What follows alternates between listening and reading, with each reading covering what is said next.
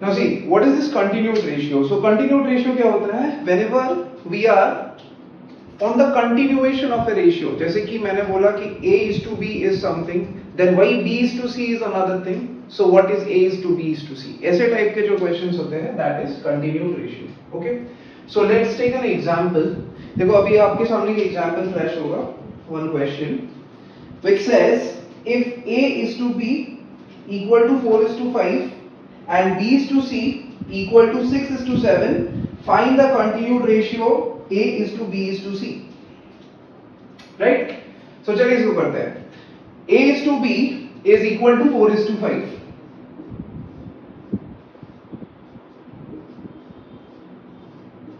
A is to B is equal to 4 is to 5 and B is to C is equals to 6 is to 7.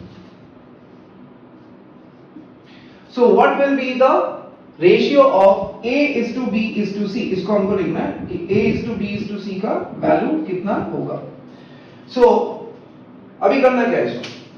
So the first thing that we have to do to make this particular answer is we have to bridge the intermediate alphabet, that is B. हमको B के value को save करना पड़ेगा. And while doing so, we have to make necessary changes to the values of A and C. Once the B values are same, then automatically we will get the ratio. Okay? अब B के values को same कैसे किया जाए? So we have to do LCM. So यहाँ पे 5 prime number है तो LCM और क्या होगा? 5 times 6 या 6 times 5 हो जाएगा LCM.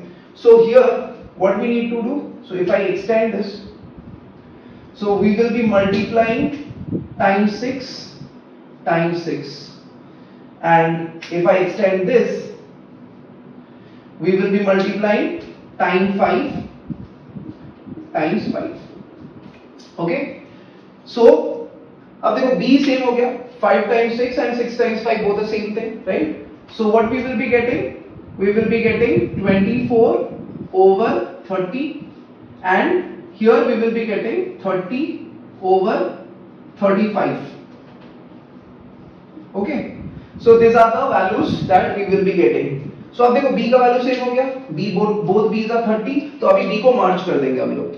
और ये टोटल जो रेशियो आएगा वो क्या हो जाएगा? That will be 24 is to 30 is to 35. As simple as that. हो गया? A is to B is to C. Is it clear? So ये हो गया पहला question. That is to find the ratio of A is to B is to C. अभी इसमें और एक चीज पूछ सकता है that they can tell you to find out the ratio of A is to C. तो उसमें भी वही करना है. वैसे A is to C अगर पूछेगा तो यहाँ पे you can do a little different thing also. कि ये चीज करने की जरूरत नहीं है. Okay? Because here if they are asking for A is to C तो तुमको B से कोई मतलब नहीं है. Right? You have no need of putting the B. So इसमें हम लोग क्या करेंगे? हम B eliminate कर देंगे. Okay? If they are asking for A is to C. अब देखो ये कैसे होता है. So if they are asking for A is to C, same चीज के लिए A is to C बोला. So let us again rewrite the ratio. So ratio क्या था? A over B is 4 is to 5 and B over C is 6 is to 7. अब मुझे बोला what is the value of A is to C. अब देखो A is to C मतलब क्या? A over C.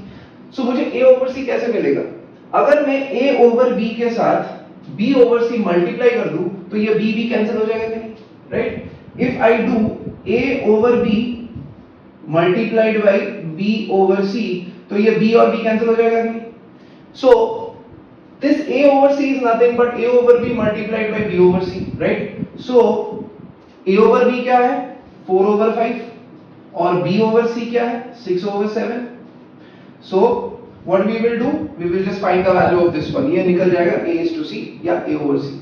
So what will be that? So देखो यहाँ पे eliminate करने की कुछ है नहीं. So we will just simply do 4 times of 6 which is 24 and 5 times of 7 which is 35. So घुमा फिरा के वही आ रहा है. If you take the ratio of A is to B is to C, वो क्या था? A is to B is to C was 24 is to 30 is to 35. Okay, उसमें भी देख लो A is to C क्या है? 24 is to 35. यहाँ पे भी 24 is to 35 ही आया है. Okay, so you will get the same thing. If they are asking for A is to C, you can do like this, or you can find A is to B is to C. उससे फिर A और C एक साथ you can represent. So both ways you can find the value of A is to C. तो ये बन गया एक क्वेश्चन कंटिन्यूड रेशियो का. Okay, so let's get the next question. अब देखो नेक्स्ट क्वेश्चन आ रहा होगा स्क्रीन पे. So let us go through the next question. So next question is saying if A is to B is equal to 8 is to 9 and B is to C is equal to 15 is to 16, then what is A is to C? So वही चीज है. Okay, A is to B 8 is to 9, B is to C वो कितना था 15 is to 16. Then what is the value of A is to C? So वही करना है. A is to C direct कर लो. A is to B times of B is to C कर देंगे. So that means 8 is to 9 times of 15 is to 16. Okay. So इसमें elimination होगा 8 times of 1. ठीक है, दूसरा कैंसिल करते हैं. 8 टाइम्स ऑफ 1 और 8 times of 2, 3 times of 3, 3 times of 5. हो गया. सो न्यूमरेटर में है 5, डिनोमिनेटर में है 3 टाइम्स ऑफ 2. सो टोटल जो रेशियो आ जाएगा that is going to be 5/6. So इसका मतलब जो A is to C है that is going to be 5:6. Is it clear? तो ये बन गया A is to C. So easy question है. नेक्स्ट क्वेश्चन देखो, नेक्स्ट क्वेश्चन करते हैं.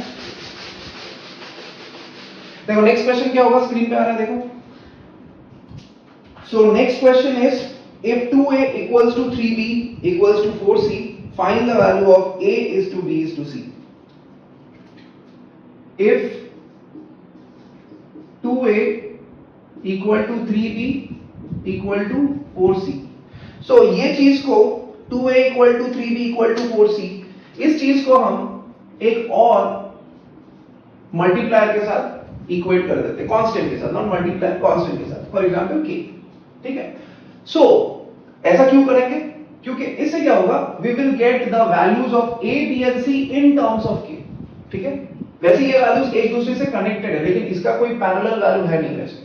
सो in order to make sure we have a parallel value to it, तो we will keep it equal to K. तो इससे हमको क्या मिल जाएगा, what is A? So 2A equals to K मतलब A equals to K/2. Similarly B क्या हो जाएगा, 3B इक्वल्स टू K मतलब B इक्वल्स टू K/3. और C क्या हो जाएगा, C क्या हो जाएगा, C will be K/4. Okay, so A B C हो गया K/2, K/3, K/4. अब देखो क्या करना है. So now we will be doing A is to B is to C. So इसका वैल्यू लिख देते हैं K is to 2, K is to 3, K is to 4. सबसे पहली चीज we have a constant K. So इसको K को हर एक रेशियो से डिवाइड कर देंगे. So if we divide K all throughout, तो ये जो वैल्यू आएगा, this value will become, ये वैल्यू आ जाएगा अभी क्या, so A is to B is to C. Okay, यहां से यहां पे आ रहा है. That is equal to half is to 1/3 is to 1/4. K को हटा दिया हमने. See, this is one ratio, लेकिन रेशियो को हम ऐसे नहीं रख सकते. रेशियो को हमको इंटीजर में कन्वर्ट करना पड़ेगा. सो इसके लिए क्या करना होगा, we have to multiply each and every ratio with the LCM of the denominator. जो डिनोमिनेटर का LCM बनेगा, इससे हर एक रेशियो को मल्टीप्लाई करना है. सो 2, 3, 4 का LCM कौन, 12. ओके, सो 12 से मल्टीप्लाई करना है हर एक पार्ट को. सो 12 से मल्टीप्लाई करने के बाद what we will get, so पहले जो मिलेगा that is going to be 12/2. So 12/2 आता है 6, फिर 12/3 दैट इज 4 एंड फिर 12/4 that is 3. So this is the final ratio. 6:4:3 is the final ratio of A is to B is to C. Okay? So ये बन गया continued ratio का third question कि अगर ऐसा कुछ है 2A 3B 3C 4C, so ऐसे हम लोग कैसे निकाल सकते हैं A is to B is to C. यहाँ पे ये भी पूछ सकता है what is A is to C, तो ये निकाल के फिर 6:3 हो जाएगा. 6:3 को मॉडिफाई करके हम 2:1 भी कर सकते हैं. Okay? So this is the continued ratio. So this is another topic from the ratio